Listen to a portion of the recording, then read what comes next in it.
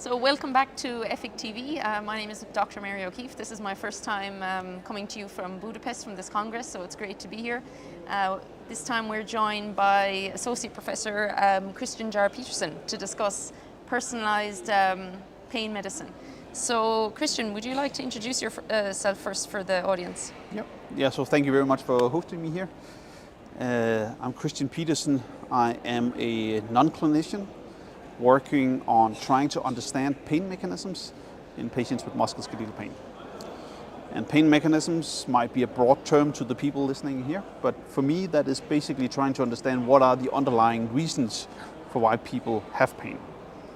And this is basically what I study and what my group study, and have been doing so for a decade.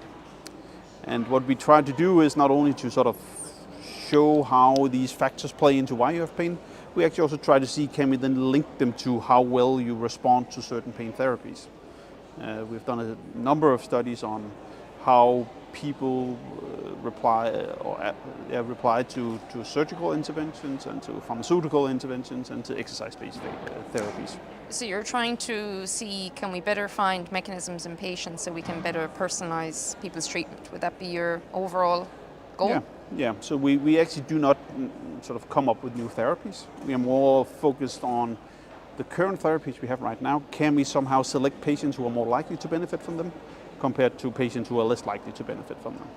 So that's sort of the idea, and that's what we've been working on for many years. And what kind of mechanisms are you particularly interested in?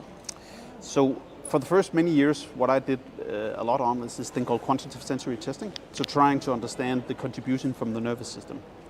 And we have done a number of studies suggesting that if you're pain sensitive to these tests, then you're less likely to benefit from surgical interventions, from NSAIDs, so anti-inflammatory treatments, and to exercise-based therapy. What we have concluded, I think, based on all these studies, is that quantitative sensory testing can, to some extent, predict treatment outcomes, but on its own, it's not really predictive. So we need somehow to add more complexity to it. So what we have done more recently is try to see what is then the contributions from the inflammatory system, for example. We have just published last week, actually, a paper in Pain on how networks of inflammatory mediators can select patients who are more likely to benefit from surgery compared to other patients. So what is happening there, do you think, with pain mechanisms? So when you do your research and you find some people don't respond as well to an NSAID or surgery, So what does that mean? Yeah, so I think, and this is really trying to set it up black and white now, but I think if you look at osteoarthritis, a very common musculoskeletal condition, I think there are people who have osteoarthritis in the knee, for example, and then I think there are people who have osteoarthritis in their knee and then many other problems. And I think the findings we have right now is that those patients who only have osteoarthritis in the knee but no other problems, they're very likely to benefit from surgical procedures, for example, or for NSAIDs or for exercise-based therapies. But I think this other subtype of patients who have other problems, so they might be sensitive in the nervous system, they might have an inflammatory response. When we try to direct treatment directly to the knee, for example, they might benefit some, but their pain is not completely resolved. So I think this is basically what our research is showing, that there are two subtypes of patients, the simple, who only have a single problem, and then the complicated ones who have problems in the knee, but probably also other problems as well. And when you say other problems, are you talking about other pain problems, other health problems, combination? So we can see, for example, comorbidities is a big thing. We can see, we've done a lot of recent studies on sleep, for example. So if you are sleep deprived, it seems that your nervous systems will react negatively, so you become more sensitive to pain. We can also see that your immune system reacts negatively, so many of these inflammatory markers are upregulated. And we can see also importantly that some of these cognitive factors, so symptoms of anxiety and depression and pain catastrophizing, they also seem to be higher in people who have prolonged poor quality of sleep. So I think that's one way of categorizing it, that there are some people where all these mechanisms are somehow dysregulated, if you will. And if you then only try to target the joint, for example, then they might not necessarily benefit from this because there are so many other things that actually play a role for why they are having pain. And if we bring back to the theme of the EFIC Congress, so personalised pain medicine, Do you think we're close, due to your work and the work of others, on mechanisms to better understand which mechanism works for different individuals, or applies to different individuals? How far along that path are we, do you think? So we are absolutely not there yet. I think what we are starting to learn now is that first and foremost, pain is complex. And I think many people have known that for many years. But what we are trying to figure out now is what is the contribution from the nervous system? What is the contribution from the inflammatory system? What is the contribution from psychological profiles? And those studies are being conducted right now. Some studies are out, but we are not at this. We are not in the place and time where we can actually implement this in the clinic yet. I think there's been a lot of faith in trying to have a blood sample, for example, that could somehow say we have a single marker that can outline if a patient will have a good response or a poor response. And that has not been the case. And I don't think it will be the case in terms of pain. Pain is much more complex than this. But I think there are many studies now trying to figure out, can we actually use these mechanisms to predict treatment outcomes? And many of the studies unfortunately fail because they're too small. We need really to get together in an big consortium to solve this problem. And in terms of personalized pain medicine, what might that look like for you? So you mentioned psychological factors, you mentioned inflammatory factors, you mentioned genetics, all these things. What should our definition of that be? Because it's something the term is thrown around a lot: precision medicine, personalized medicine, individualized to the patient. But what do you think it could look like, or should look like going forward? So I think there's maybe some terminology we should start with. So there's something called personalized medicine. That is where you, with a single person, can say your trajectory will be like this. For pain medicine, I don't think we are there at all. Then there's something called stratified care. That is more where you say that you can stratify into certain groups, and this group might benefit more from a therapy compared to this group. I think this stratified care we are getting closer to within pain medicine, because that's sort of the studies that we have right now, at least within musculoskeletal pain. But in terms of coming up with evidence to support that, if I assist you today and then I knew how well you will benefit, that's 20 years out in the future for pain medicine, I believe. Yeah. But 20 years, that's not bad. No, and maybe I'm actually too optimistic. Yeah, so I don't think, because what this will require is a very, very thorough examination of the patients, or that we could find the magic bullet that is a blood marker or something, a psychological profile and all these things. And one thing is also, all the evidence we have right now is that we can understand what happens if you're sleep deprived, for example. We can see everything is worse. And then it would be logical to assume that if you then improve the sleep quality, then all of the things get back to normal. But those kind of studies we have not conducted yet. So we can see that some things can somehow interfere with the mechanisms, but we don't know what we need to do to improve them again. And some of these things take many years, decades to worsen. So therefore, I don't think that we can just do like this and then everything is magically back to normal. That will not be the case. So we do understand some of the factors that plays into why you might get worse, but we don't have the studies to suggest how we then repair them. And within the nervous system, there's been a lot of emphasis on some of these neurodrugs. Duloxetine has been one that's been studied a lot. And duloxetine basically is a serotonin noradrenaline reuptake inhibitor, so it changes the balance of serotonin and noradrenaline. And noradrenaline and serotonin are important for the descending pain inhibitory control system. So people believe that if you gave this drug, then the sensitivity of the nervous system would be normal. And some of the early work suggested this, some of the later work does not suggest this. So I don't think you can just with a single drug fix everything. Do you think we've set ourselves back by focusing too quickly on finding the treatment, instead of spending more time on the personalized assessment, maybe some of the mechanism stuff, and then hoping treatments will come from there? Because as you say, we test the treatments, we call them personalized treatments, but then find, oh, actually that theory didn't stand up at all, and we're back to square one. Yeah, no, I think it's actually good that things are running in parallel, because if we needed to explore all the mechanisms before we actually started doing something like, so this understanding of the mechanisms has been going on for, I don't know, 3 decades. And of course you need to have studies trying at least to try to fix this. So I think it's good to do things in parallel, but I don't think we have the best solution yet.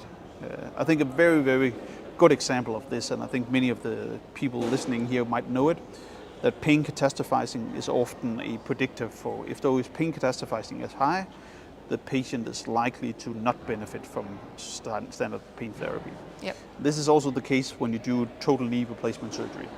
So if pain catastrophizing is high, the patient is more likely to have chronic postoperative pain. Then there was some very elegant studies from the US by an author called Riddle, where he then intervened against pain catastrophizing using cognitive behavioral therapy. He was able to demonstrate that pain catastrophize could be lowered before surgery, and his hypothesis was then that if it was lowered before surgery, the patient will have a better outcome. But he was not able to demonstrate that. And there's actually been a few studies now replicating this finding. So this suggests that even though pain catastrophizing is a predictor of poor outcome, targeting that with therapy does not necessarily help the patient. And this is disappointing, but this is also probably an example of pain being much more complex than just, here's a thing that predicts something and we just intervene against this. And this is actually why I mentioned things like sleep quality, because sleep quality will have an effect on a range of different things. So my idea right now is that if we target sleep, we might actually improve upon a lot of different mechanisms, and that might actually then lead to potentially a better outcome. So the pain catastrophizing example is interesting, and you would expect a change. What is happening there? Is it the real, when we call it a predictor, is it an actual predictor? Is there something else we're missing in the relationship between catastrophizing and pain? Is there some other confounder that we should be targeting? Like, for example, sleep. If we target sleep, could that have an effect on catastrophizing, etc.? Yeah, so we can at least say that when we have a fairly big study where we studied people who sleep poorly and people who sleep good in terms of self-reported sleep quality. And those who sleep have poor quality of sleep, they have very high pain catastrophizing, which I think to many people would make sense. If you haven't slept well for many days, weeks, sure, all your cognitive factors will be higher. So I think that is that association that if you sleep poorly, then the things will go bad. But again, I don't know of the data where we have then tried to intervene with sleep medicine or sleep therapy and seen if there's then an improvement. Yeah, I don't think the studies are there yet. But no, and there's actually not been those studies, because that's one thing. The other thing is to study what is the added effect if you then perform surgery, for example, on these patients. And it's not because I want to advocate that you should do surgery, but some patients will need surgery at some time point. And for those patients, it's very important that we somehow do come up with interventions to lower their risk of chronic postoperative pain. And in terms of when you say study, how should we be studying these mechanisms? What kind of study designs? Are there issues there in research where maybe we're using the wrong study design to maybe get average effects when we should be using maybe a different study design to focus more on an individual? Or where do you stand on that? So the classical RCT will basically just show you if a new intervention is better than a current intervention or placebo. Yep. And in terms of personalized pain medicine, that's not really what you try to do. You try to see, can you predict the outcomes? And that's why personally I don't necessarily work with new therapies. I work with existing therapies and try to predict those. But when we talk about sleep therapy, for example, as that would be a new intervention, let's say, it is of course important to use the randomized controlled trial as a design to try to find if that works or not. But we are very limited, because when you run a randomized controlled trial, you will very often just have pain as an outcome, your primary outcome. And then all these mechanisms will be secondary outcomes. But honestly, what you're trying, at least in the case with me, we're really trying to study the underlying mechanisms. statistically, if you do that, then you have to have very, very huge trials which are not fundable, which are very difficult to complete. So there are some problems right now. I think most of the studies we have in the pipeline, we really focus on having a composite sort of outcome that reflects pain intensity and some of the mechanisms, and then have that as a primary outcome. So what would be an example of a composite measure? So it could be, for example, we see the temporal summation of pain, so a surrogate measure of spinal pain sensitivity. We see that come out in almost all of our studies as being predictive for pain after surgery, poor response to pharmaceutical therapies. So normally we put that in together with, if it's knee osteoarthritis, with a QS pain score, for example, so a knee function questionnaire score. So that could be a composite outcome. We also played around trying to put inflammatory markers in that mix. The problem is with inflammatory markers that it's not just a single marker, it's often networks of markers, and if you start having too many measures that go into these composite outcomes, then it just gets super difficult to sort of control for. And in terms of your own research, what's the best equipment or methods to be looking at some of these factors, some of these mechanisms? Because this varies a lot as well between studies. Yeah. So I'm a co-developer of something called the Kofalgometer. So that's my little baby. So that's of course something that we utilize a lot in Aalborg. We have conducted a few systematic reviews and meta-analysis very recently, trying to understand, is this Kofalgometer actually comparable to other measures for pain sensitivity, for example. And for those of you who know anything about pain sensitivity, the most often used assessment within musculoskeletal pain is this handheld algometer, so we can measure pressure pain threshold. And we can see in our systematic reviews and meta-analysis that it's very often used, but it's very rarely actually predictive of anything. So this handheld algometer to us might not necessarily tell you a lot about what's going to happen after a certain therapy. Where we can see temporal summation of pain, for example, as I mentioned before, is often a predictor for how well the patient will, or how well the patient will benefit from the therapy. And this Kofalgometer we have can measure temporal summation of pain very standardized. So that could be one example. If you go for inflammatory markers, there's so many different things you can do. If you talk to the rheumatologist, they will say, look at a CRP, look at interleukin 6. I think the data we have recently published suggests that you should probably not do that. That's way too simple. And then there are different platforms where you can analyze 100 markers, for example, but there's also the thing called proteomics, where you look at all the proteins, which is thousands of markers, and I don't think we are completely sure yet which one to go for. I don't think you should be selective in just taking IL-6, because that's probably too selective. You're too likely to miss the target. I'm not sure the big proteomic thing is the way to go either, because it's too expensive. You can't really upscale it and do large-scale studies. So personally, what we do is that we go for that mid-range thing where we look at other markers that seems to be relevant for the diseases. And that's approximately 100 different markers that we look into. And when you mentioned, so if the goal is personalized, personalized mechanistic treatment, we say that's the goal. You were saying that some of the studies that are required to get to that level have to be huge and can't be funded. Probably not. Can we get there by having the mid-range outcome measures? Or do we need those massive studies funded to really get to personalization? I think we need the big studies. And luckily there are strong sort of powers here in Europe who are trying to attempt to establish these big studies. The thing is that if you actually sit down and do the power calculations, you probably need like 4,000 or 5,000 people to actually conduct these kind of studies. And then when you develop prediction models, you need to revalidate them in another cohort that's not as big, but still in the thousands of patients. So that will not be something that we should do in Aalborg, or you should be doing in Sydney or in Ireland. It's something where we really need to come together. But there are forces right now in Europe trying to attempt to bring people together and conduct these very big studies. And when we are in Europe, you're very lucky that we have the Horizon program where they can fund these kind of projects. So we are hopeful that these projects will run in the very near future. You mentioned earlier about stratified care, and that's something that people confuse with personalized medicine. Mm-hmm. So what would be the big examples where you see those confusions happening? So stratified care is basically you try to classify patients. So instead of saying, I can assess you and say you will go here, then you say, let's say you're high in pain catastrophizing, that'll be a way of classifying you into a high risk or low risk group.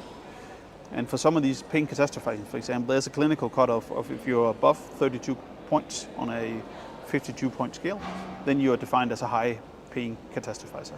So that would be an example where you can say you can classify patients into be high risk and low risk.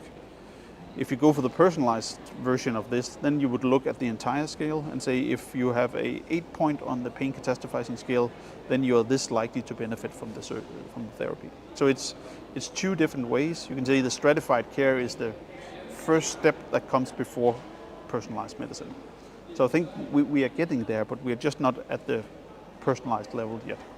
And the word precision is also out there. Yeah. Precision and personalized. Are they the same? Bit different? What's your view on that? So the precision medicine is very much on, can I target a specific marker and then make something positive for the patient? And I think it might come from cancer research, where they are very much further along the way than we are in pain research, and we should really learn from them. But to some extent, some of the cancer treatments, and I might say that this is simple. This is of course not simple because it's tremendous what they have done, but there they actually have targets. They have a single molecule they can target with an intervention, and then the patient gets better. And pain is subjective, and it's influenced by so many factors. So I don't necessarily believe that we will come up with a magic bullet that just targets a single mechanism, and then everything will be beautiful. So is personalized pain management medicine the right term? Yeah, that's the case. I don't know. I think actually, if you see some of that recent study that came out from Australia on cognitive functional therapy in low back pain. The Restore trial, yeah, exactly. The Lancet, yeah. Yeah, I think that is actually a very good attempt to try to do that, where they sort of say, let's try to, because cognitive functional therapy will target a range of different factors, and it is to some extent individualized to the individual patient. So I think that's a very good attempt at trying to target many different things, activity, sleep, many different aspects of pain, and that seemed to be successful. And those kind of studies, I really hope that there will be more of in the future. But that was not a cheap study to do, and it was very intensive. And yeah, but I think those kind of studies are the ones we need to go for. So when you saw just for the listeners, so it's the Restore trial that was published in the Lancet on cognitive functional therapy, were you kind of disappointed that they didn't have mechanistic tests in there? Yes, of course. Because that's one of the things in terms of doing these things in parallel, yeah. You know, doing the trial with the treatment, but also testing mechanisms, it would have been a good opportunity. Yeah. And I wonder if you had to predict, we'll say, what you might see in terms of mechanisms in those patients that got better, what do you think might have changed in that Restore trial? So if you just get back a little bit, so poor quality of sleep will do worse thing to many things. Inactivity, we can basically see does the same thing. It causes an inflammatory response, it has an impact on the nervous system, it will have an impact on psychological profiles as well. The same with obesity, it will do the same thing. Obesity, if you have a lot of adipose tissue, it's basically a little factory for inflammation. So cognitive functional therapy basically targets a lot of these things. It will have the patient be a little bit more active. They're likely to lose weight if they have a diet, sort of a decent diet on top of it. They will likely sleep a little bit better. So basically they're indirectly targeting all the things that I'm talking about. That's also the thing with the mechanisms. Maybe we don't need to have everything in the trials. Maybe it just needs to inform that this might be a good way to go. So I don't know the future, if it will have all these crazy mechanisms that I'm talking about, or if they're just a foundation so we can design better trials. We'll have to see. We'll have to see. But there might there will be more of those cognitive functional trials, and maybe more with a multidisciplinary aspect.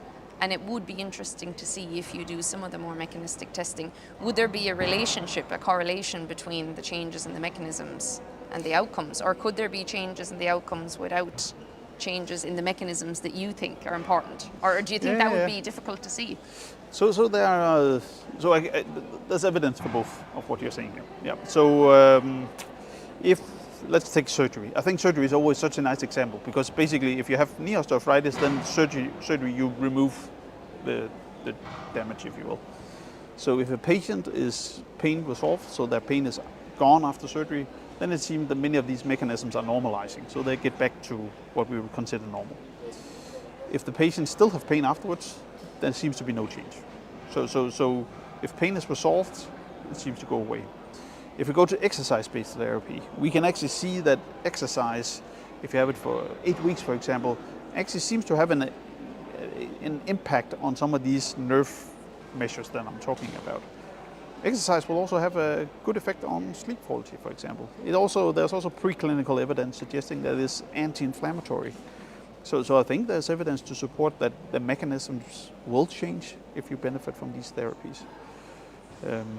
I think the difficult part is actually the pharmaceutical therapies, and that's a little bit weird to say, because pharmaceutical therapies are designed to target specific mechanisms, but they somehow not always work.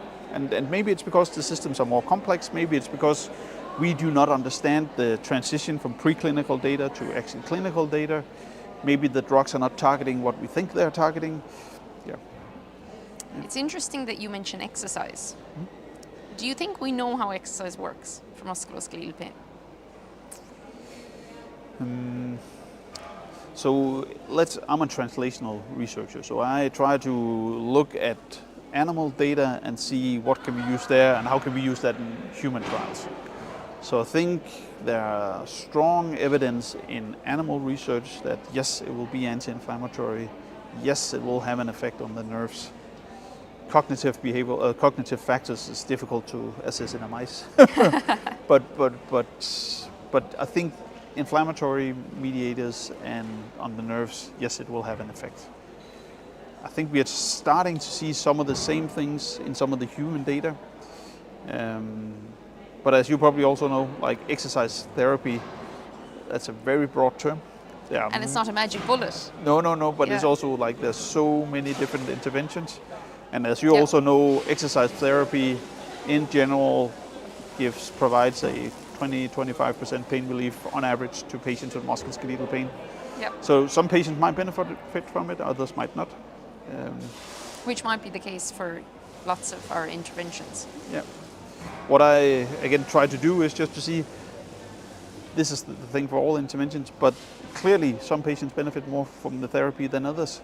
And we have just seen that some of the data we have, that the mechanisms can sort of find those patients who might benefit better, or benefit more, from the therapy. I'm just trying to go through the exercise data. I don't think we necessarily have done stratified care within exercise-based therapy. Yeah, I don't think we have either. No. It would be something that would be interesting. Yeah. But I don't think exercise therapy is the magic bullet, but I don't think necessarily either we should just, there's a little bit of a tendency right now in pain research to say that we've done all these exercise-based therapy, exercise trials, and stop doing them. And I don't necessarily agree. I think we should probably do them a little bit more sophisticated. I don't think you should try to do exercise trials where we compare this standard exercise trial to the standard plus weightlifting. I think we need to sort of, again, try to figure out which patient might benefit better, or benefit more. And this is where I think the mechanisms might play a role. Yeah, because for back pain, we have over 400 exercise trials, I think. And there is people calling for, we don't need any more. Yeah. We know it works. Yeah. But there is a lot of uncertainty, maybe who does it work for, who might benefit from a certain exercise program, and so on. But you also know that the meta-analysis sort of suggests that exercise therapy seems to be working equally. It doesn't really matter if you do this, or this. Like yoga, resistance, walking. You'll have the same. So instead of trying to come up with a new fancy something exercise, maybe just focus on which persons might benefit more.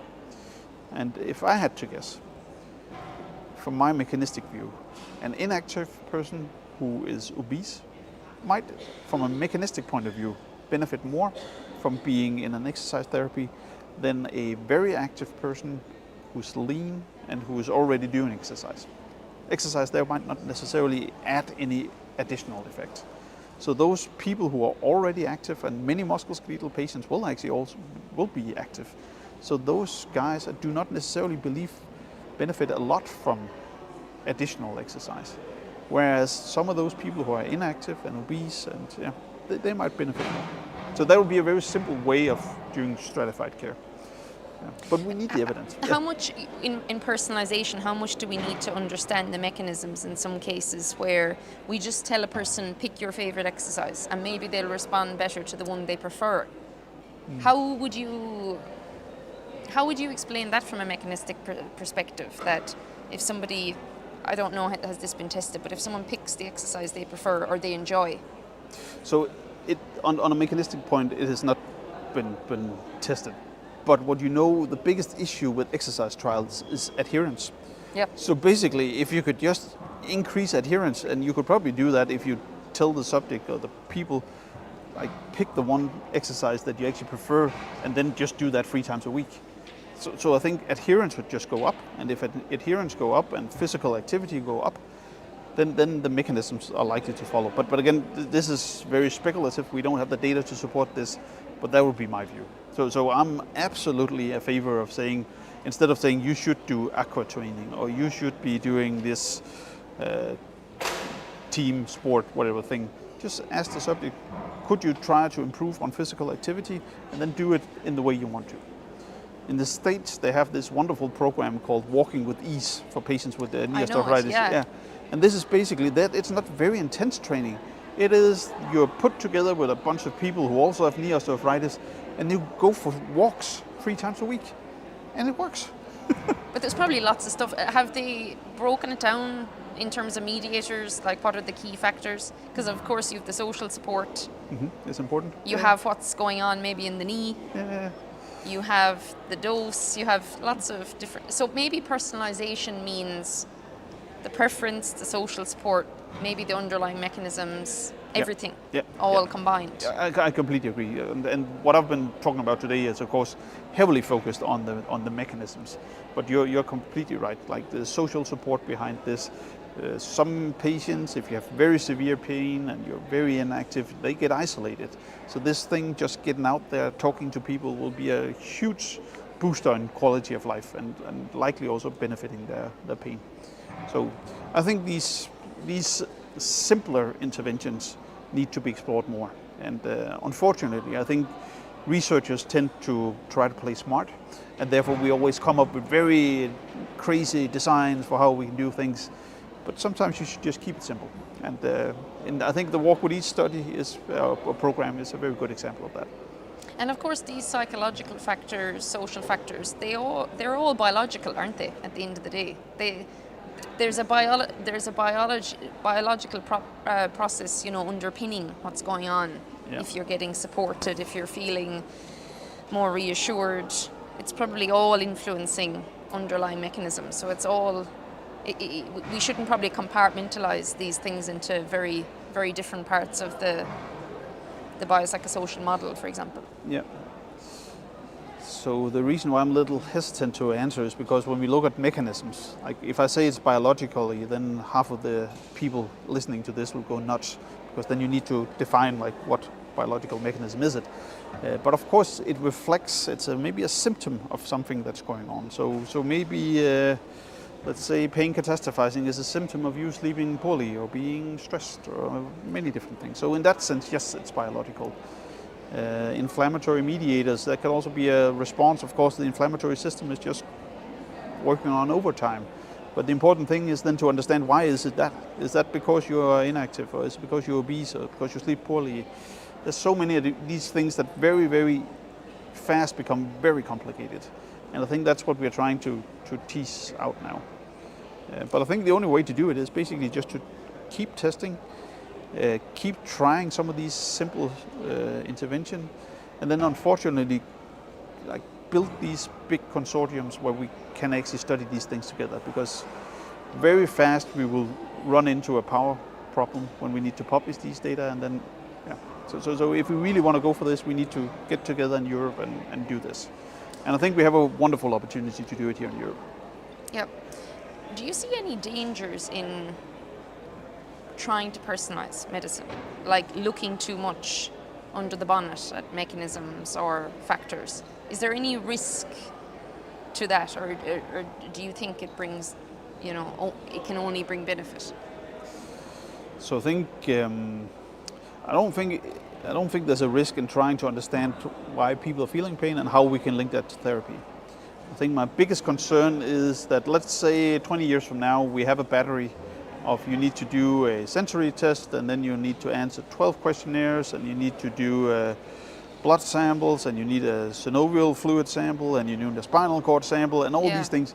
Then it's absolutely not we can't implement it in the clinic. So that is actually my concern. I don't think it's not dangerous to study the mechanisms. I think it's absolutely good to study them, but we need to figure out how we can then translate it into the clinic. And that is really going to be the challenge. Within sensory profiles right now, there's a huge push to try to develop these bedside tools, they're called, so things you can have in your pocket.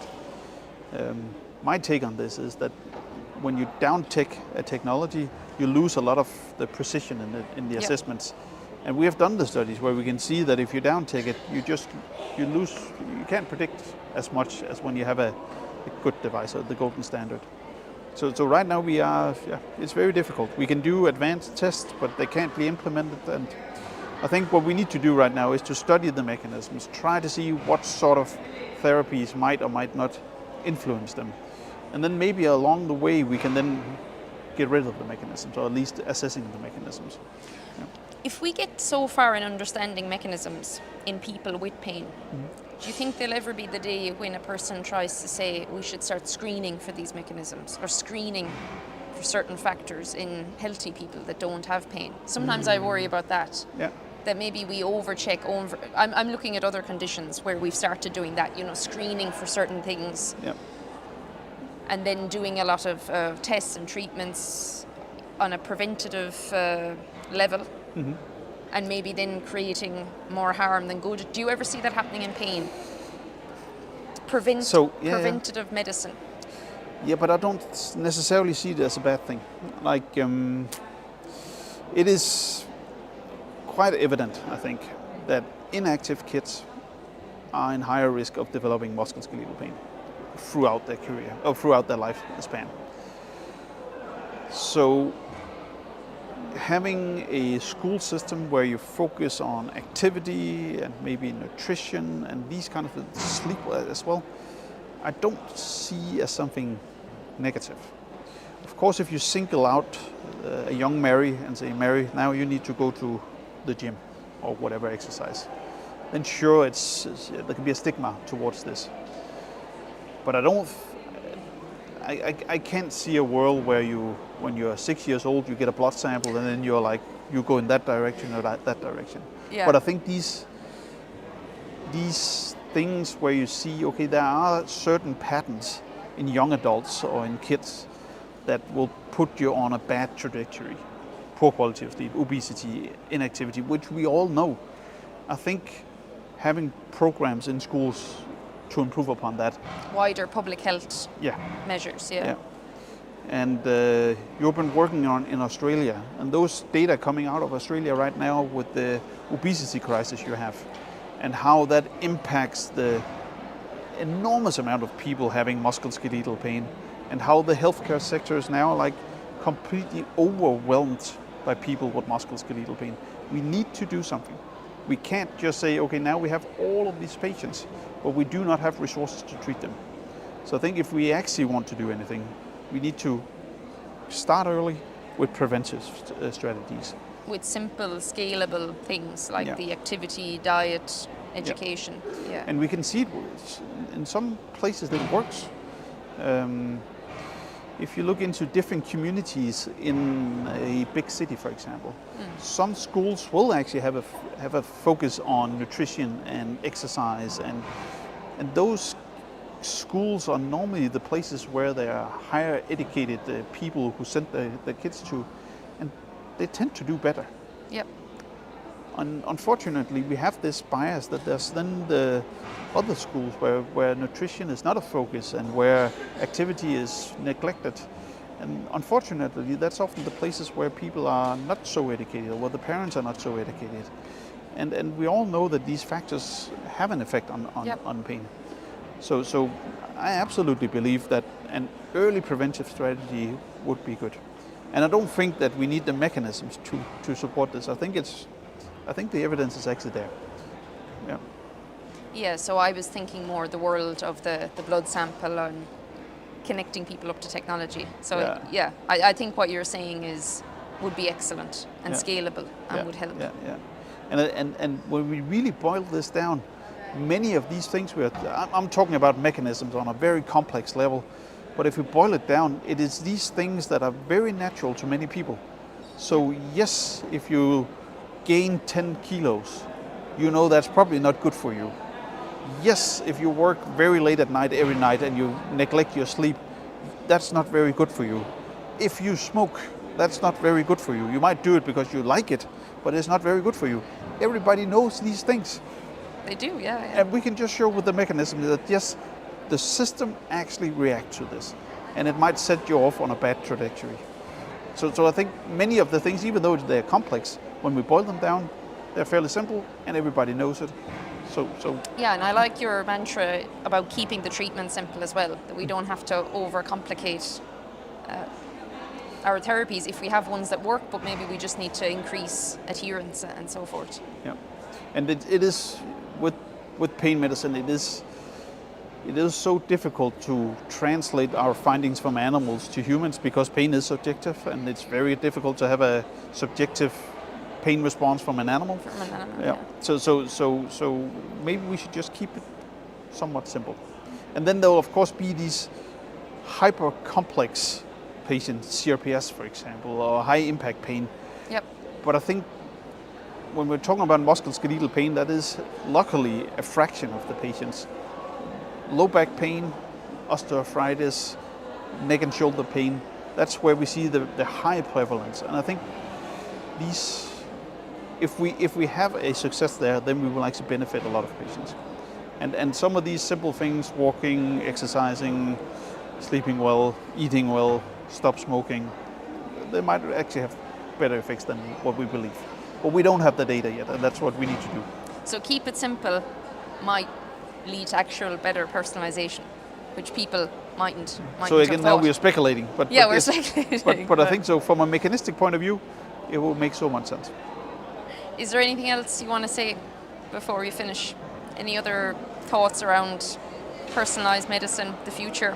No, so if there's any of the funding agencies listening in, then I think we need these big trials. And I think it is so important that people working in Europe come together and do these big trials together. And we really need to do this if we want to advance the field. It's not going to be, we are not going to advance the field by you completing a trial and I complete a trial. We need to come together. So being here at a congress where we all unite, that is what we need to do, because that is what's going to advance the field. Great. Thanks, Kristian.